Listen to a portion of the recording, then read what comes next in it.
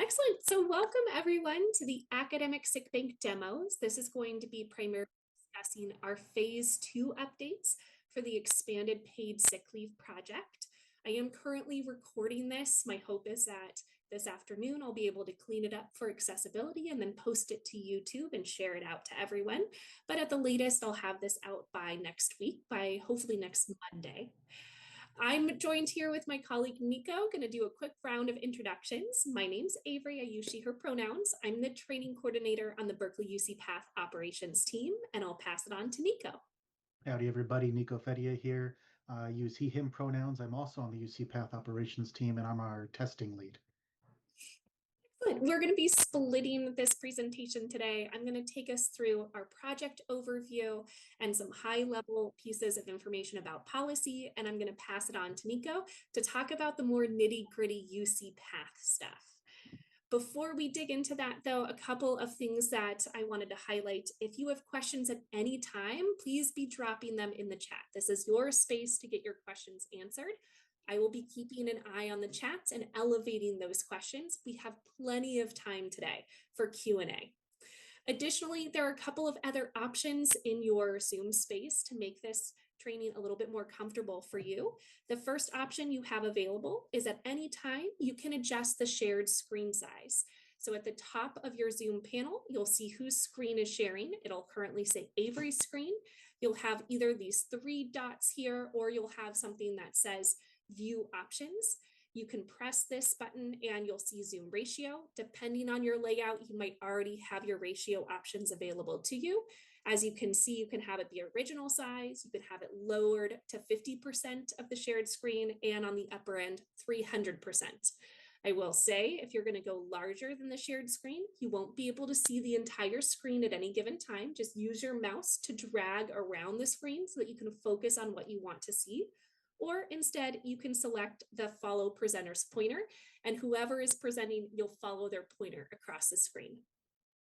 The other option in your Zoom are turning on captions. You should have a show captions option in your Zoom menu panel. If you don't see it automatically, you'll have that underneath the more 3-dot menu. So select the more, and then you can select the captions. You can toggle those on and off at any time. And once you've turned them on, you'll also be able to see the live transcript. So please make this Zoom presentation work best for you. So with all of that, let's talk about what we're going to cover today. I'm going to walk us through the project overview of expanded paid sick leave, both phase 1 and phase 2. And I'm going to give us a review of policy around the academic bank eligible appointments. And then Nico is going to take us into the back end of UCPath with the slides that are going to talk about academic sick bank usage and adjustments. We're going to spend a lot of time today talking about how to calculate bank adjustments for FTE changes for these bank eligible appointments. It's a big part of what today's training is. And I know there's going to be a lot of new stuff we're covering today, so I've set you up with a ton of resources and brand new job aids specific for this project that you can take with you after this demo. This phase 2 went live last month on July 18th, and those new academic banks became visible in UCPath for our biweekly population on July 28th and our monthly population on August 1st. So as of today's date, you should be able to see those banks represented for these eligible employees. Now, a quick reminder, phase 1 went live back in January 1st of this year, where the UC system expanded access to paid sick leave to a variety of different employee groups, and then also provided another category of protected sick leave. If you would like to read more about the policy, I'm going to go ahead and drop that webpage into the chat. It also has a lot of really great FAQs, including FAQs for managers and employees. So if you haven't explored this policy website put together by UC Berkeley's People and Culture and APO, highly recommend to check it out. Now, phase 2 is really what we're here to talk about today. Non-accruing academic titles now have their academic bank loaded into UCPath. So that's going to mean 2 things for us. It means that units now may start recording usage of academic sick in UCPath when prior you were recording this outside of UCPath. The second thing is that when there are FTE changes for bank eligible appointments, it is our responsibility to make sure that those banks are updated appropriately in UCPath. So those are the two new things coming out of phase 2 for us. In terms of who's eligible, our academics and non-accruing titles is who we're talking about today for these academic banks. For example, our faculty and our lecturers. They must have an appointment of at least 30 calendar days.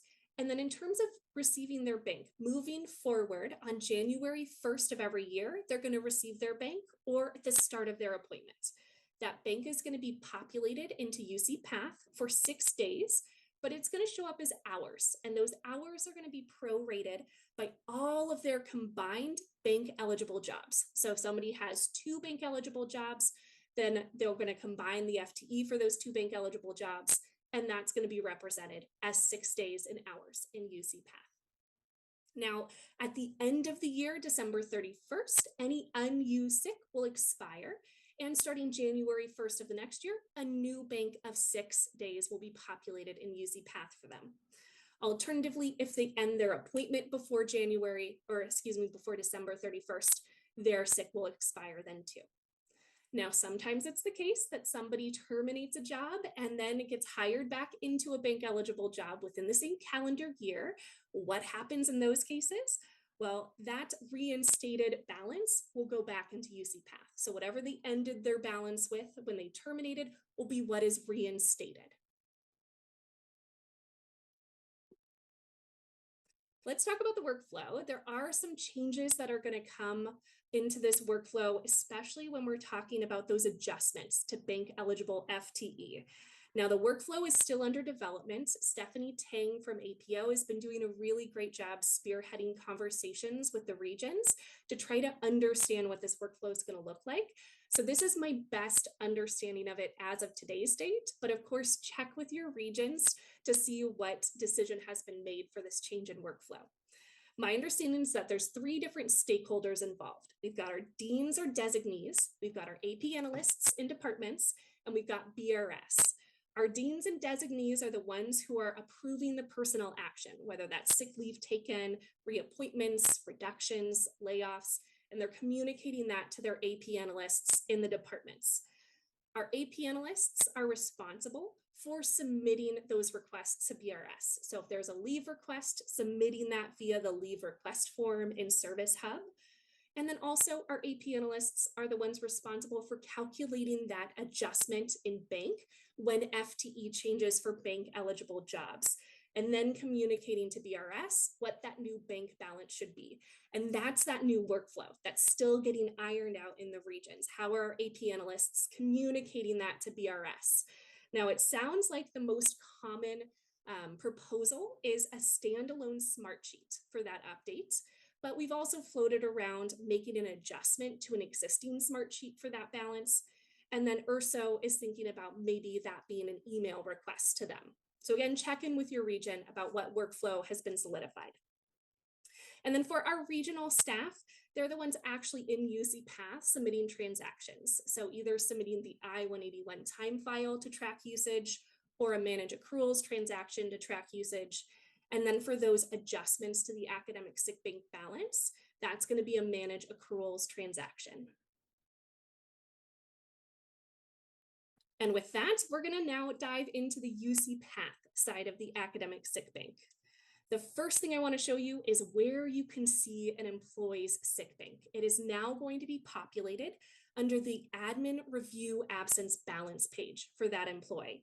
So here you might be used to seeing different types of balances like employee service months. For these eligible employees, they will now have their academic sick leave bank. That's what it's titled. You'll see a beginning balance for the very start of their bank, either the first of the month or it was July, I believe 18th for our 28th, for our biweekly folks. And it'll be prorated by FTE. So here's an example of an academic with 0.85 FTE, and that is 6 days for 40.8 hours. That's what we're seeing in this. Now, the employee themselves who has this bank will also have access to view their balance. And that's going to be on their review absence balance page under accruals and leaves. And as you can see, it looks very similar to that admin review absence balance page. In fact, it's showing the same exact information, just what the employee's able to access versus what we can see in the back end. Now, if we're an AP analyst, it's going to be really important that we have access to this page. So if you don't already have the ability to review absence balances, I highly recommend you submit a SARA request. And this is the role that you would want to submit for. Business area is absence management, system function transaction, absence management, access level inquiry, employee class all. I'll go ahead and put that in the chat right now, SARA request role.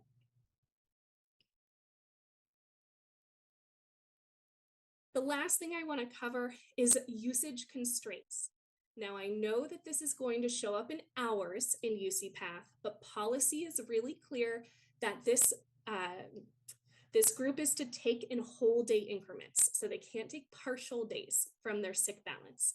So we have to make sure that when we're tracking usage, we're representing our hours in full day usage according to their FTE. Now, before I pass it off to Nico, we do have a question in the chat. It would be super helpful to have a list of the title codes that are receiving these sick days. Nico, can I pass that one to you to respond? Yes, I think that we might have trouble trying to pin it down just by title code. The eligibility is defined by their benefits eligibility group. We could absolutely share what those benefits eligibility groups are, though.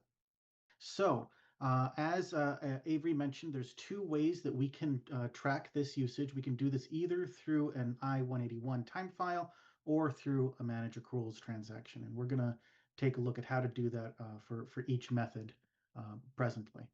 Okay, if we are submitting this through a 181, this is just regular sick time. There's no special earn code associated with this. So if it is a monthly employee, the vast majority of folks are monthly employees that have this academic sick bank. It's just going to be SKL. For those very few folks that are biweekly that have an academic sick bank, it'll be the regular biweekly sick code S1L. Then you'll go ahead and enter in hours into that other hours field. Positive values will decrease the academic bank balance, that is to say you're using it, and then negative values would increase the academic bank balance. So this would be, for example, if you were doing a correction from a previous month and you were reversing some sick hours. There's also this UC FMLA flag. As you may recall from the first phase of this expansion of paid sick leave can now be flagged as either protected or unprotected.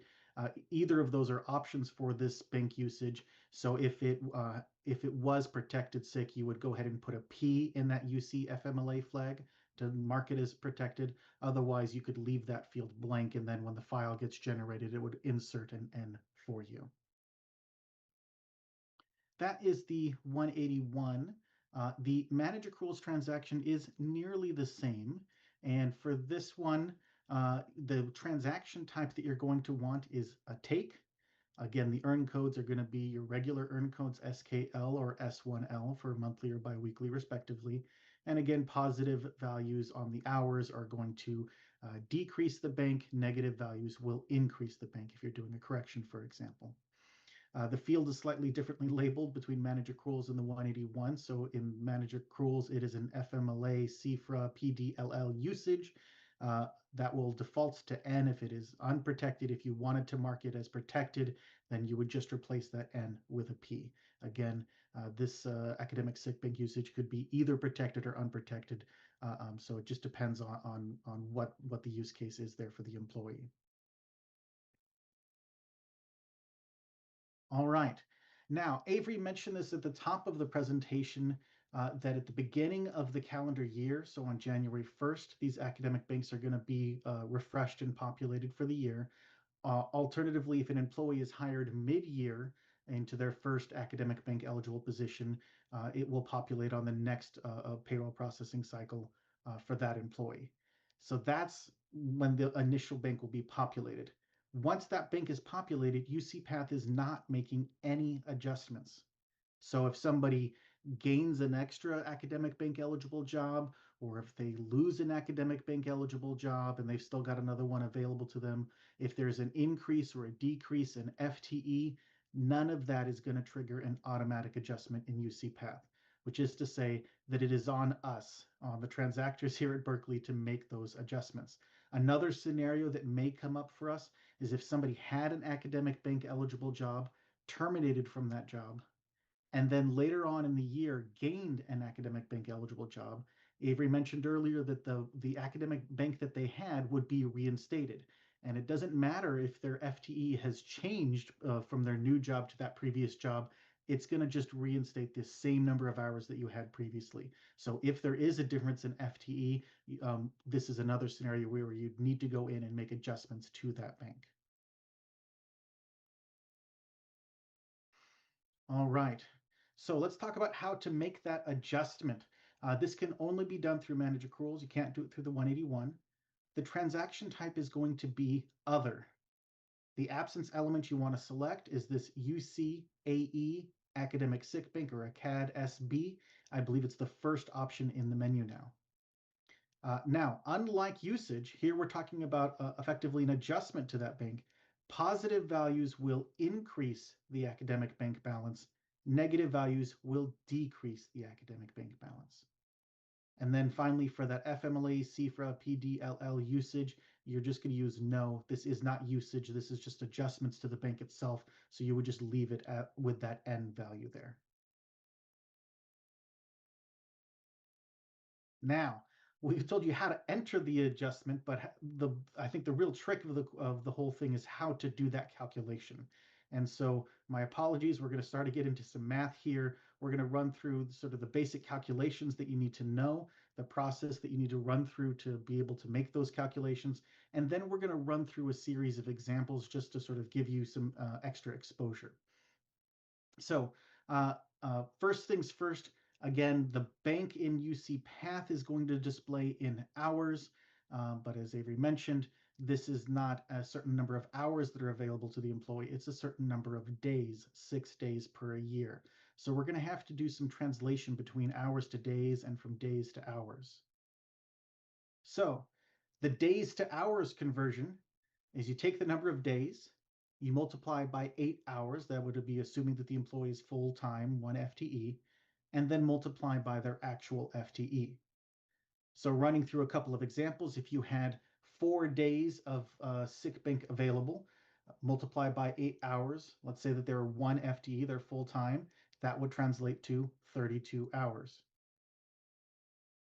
Alternatively, another example, if you had 6 days, multiply by 8 hours, and let's say that they're 0.75 FTE, the bank should show as 36 hours. This is going from days to hours. We can also go from hours to days. It's nearly the same. We're just reversing everything here. So instead, the calculation is going to be the balance, that is the number of hours, divided by 8 hours, divided by their FTE.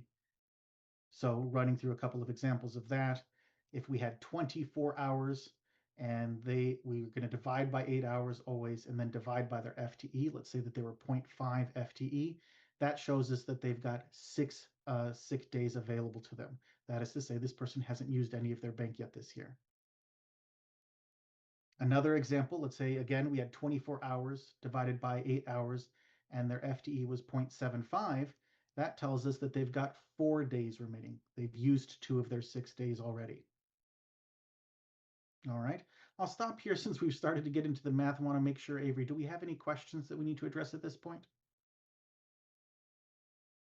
No questions in the chat yet, but feel free as they come up for you. You can raise your hand, you can drop them in the chat. Want to make sure we're answering all your questions today. All righty, well, let's keep going then. All right, so we've talked about how to do the conversion between hours and days to hours. Let's say that the employee has had some sort of change to their FTE. Let's figure out how to do that calculation. So first things first, you need to calculate the number of days they have remaining. How many sick days are available to them? The way that you're going to do that is by converting the number of hours you see in UCPath into days. So that calculation again is their current hours, their current balance, divided by 8, divided by their previous FTE. So this is again a scenario where they've changed FTE and now we need to make an adjustment. Then we need to calculate what their new bank hours should be based on the number of remaining days that they have, based on the outcome of what we did in step one. So for this one, we're going to take the number of days that they have remaining, multiply by 8, and multiply by their new FTE. And then finally, we're going to take the difference between those two values. So what we need to do is say what their new hours should be, subtract what their current hours are, and the difference between those two is the adjustment that we need to make via that manage accruals transaction. So when we submit that transaction, we're going to use a positive value to increase the number of hours available to them, and a negative value will decrease the numbers of hours available to them. I know this is a lot all on one page. Again, you're going to get all of these slides, and there's a number of job aids available as well to help you walk through this when it first comes up for you. All right. And then last bullet on here is just to say that your goal is to make sure that what they see in UCPath and what you see in UCPath is their new bank hours. So you're making that adjustment to get to that number. All right. So at this point, we've got 4 examples. These are really variations on one another, just to sort of help get you oriented to this. So for this first example, we have a situation where the employee's bank eligible job has had an increase in FTE. So initially, their FTE was 0.5. They're a half-time employee, and their current bank balance is 24 hours. However, now there's been a change in FTE. They're now 0.75 FTE. So step 1, we need to calculate the number of days remaining. So we're going to take those 24 hours, that is their current balance, divide by 8 hours, divide by their previous FTE, which is that 0.5, and we come out with 6 days remaining. That is, they haven't used any of their bank yet. Next, we're going to use those 6 days to calculate what their new bank hours should be. So we take that 6 days, multiply by 8 hours, multiplied by their new FTE, the 0.75, and we come out with 36 hours. That's what we should see in the admin review absence balance page. So we need to calculate the difference between these two. So we're going to take the new hours, the 36 hours, subtract their current hours, 24, and we're left with a net positive of 12 hours. So we need to increase this person's bank by 12 hours. So finally, we're going to submit a manage accruals transaction. As a reminder, the transaction type is other. The absence element is this UCAE academic sick bank. The hours we're going to enter are 12. And then for the FMLA CFRA PDLL usage, it will remain as no because this is not usage. So that's the first example. I'll pause here again to see if we have any questions.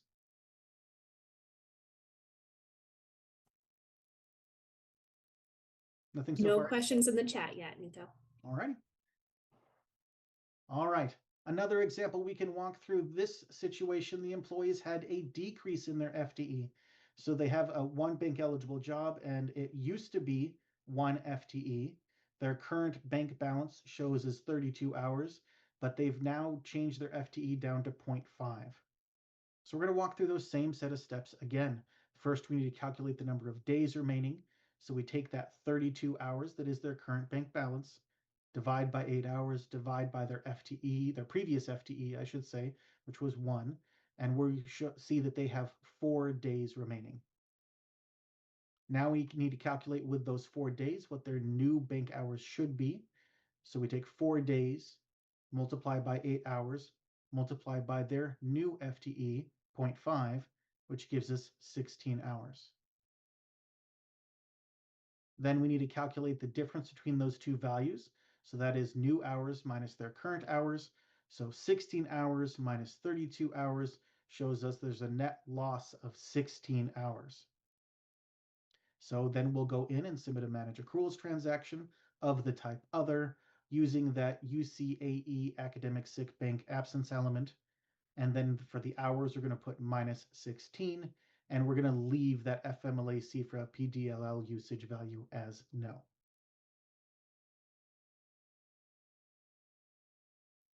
Another example, slightly different, but still the same set of calculations we're making. We have an employee who had more than 1 bank eligible job. but they have ended one of those bank eligible jobs. And so the overall FTE across their bank eligible jobs has changed. So when they had the both jobs, their FTE was 1.0, and then their current balance was 48 hours. But now one of those jobs at 0.5 FTE has ended, and so the remaining FTE in their bank eligible jobs is 0.5. So we're going to run through those same steps again, calculating the days remaining, which is 48 hours, their current balance, divided by 8, divided by that previous FTE, which is 1.0, shows us that they have 6 days remaining. They haven't used any of their bank yet. Now we're going to calculate using those 6 days, their new bank hours. So 6 days times 8 hours times their new FTE, which is 0.5, shows us 24 hours. Now we need to calculate the difference between those two values. So that is their new hours, 24 hours, minus their current hours, 48. So it's negative 24 hours. We need to decrease the balance on their bank. And we're going to do that, again, through a manage accruals transaction, transaction type other, absence element UCAE academic sick bank, hours minus 24, and then we're going to leave that FMLA CFRA PDLL usage value as N. All righty. Avery, still no questions? None in the chat yet. Must be Friday. All righty. We'll keep on going. Last example. Here we have an employee who adds a bank eligible job. They've already got one. Now they're adding another. Even though that's a new job being added, UCPath isn't going to make any corrections for us. We got to do it ourselves. So the employee is hired into a second bank eligible job. Their previous bank eligible FTE was 0.5, and their current balance displays as 20 hours. Adding in that second bank eligible job, they now have a total FTE across their bank eligible jobs of 0.75. So first we'll calculate the days remaining, which will be those 20 hours that they currently have, divided by 8, divided by their previous FTE, the 0.5. That shows us they've used 1 day of sick. They have 5 days remaining. We're going to use those 5 days to calculate their new bank hours. 5 days times 8 hours times the 0.75 FTE that they now have. Their new bank hours should be 30 hours. We're going to calculate the difference, new hours minus their current hours. So 30 minus 20, we have a net positive of 10 hours. So we're going to increase their bank using manage accruals. Transaction type is other. Absence element is UCAE academic sick bank. Hours is going to be 10. And then we're going to leave that FMLA CFRA PDLL usage value as N. And that will increase them by 10 hours. All righty. So, Avery, do you want to talk about some report updates? Yeah, so the Cognos R022 leave accrual and balances summary report is in the process of getting updated. This is the report where you can typically pull absence balances, including protected sick usage, and they're going to add 2 different components to it specifically for academic sick leave banks. They're going to add the leave type is academic sick leave bank, yes or no. And then calculated balance is greater than 48, yes or no. So you'll be able to select those from the drop downs and then pull reports based on that. I know not everybody uses Cognos. Some of us much prefer Cal Answers to that. So Nico has been working with the Cal Answers team to also try to update the payroll reports, the absence management summary tab. So we're hoping to include academic sick leave bank usage and balances in this particular payroll report in Cal Answers as well. Now that's all of the content we had covered today. We do have a lot of resources. I'm going to drop these links in the chat for you as well as in the slide deck. This top resource is from the Path Center. It does provide a really lovely overview of the expanded paid sick leave policy, including sick leave eligibility by group and reinstatement of paid sick leave. It also includes guidance for processing, but we have found that our 2 job aids that we've made here locally follow our local business process. So the second job aid made by our team is specifically for academic sick leave bank tracking usage and calculating that adjustment, and then submitting that manage accruals adjustment transaction in UCPath. So basically everything we covered in today's slide deck has been put into this job aid for you. So it's a take-home resource for that. Our third one here is the Manage Accruals Protected Sick or PFLAG job aid. Nico mentioned a little bit earlier how this sick bank could either be coded as protected or unprotected.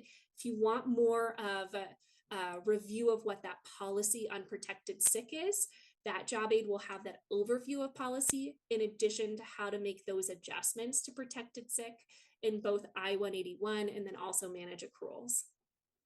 And the last job aid on here is specifically about manage accruals transactions. As we've talked about, there are two different types of transactions to submit for this academic sick bank, takes and others, and how we input them into manage accruals is going to be dependent on those categories, what positive, what negative mean, that sort of thing. So I've dropped in our transaction type matrix that goes over all of the different possible manage accrual transaction types, whether they impact accruals and pay, the impact of entering hours as positive or negative, for that additional overview and support. Thank you so much for coming, and we're going to end the presentation.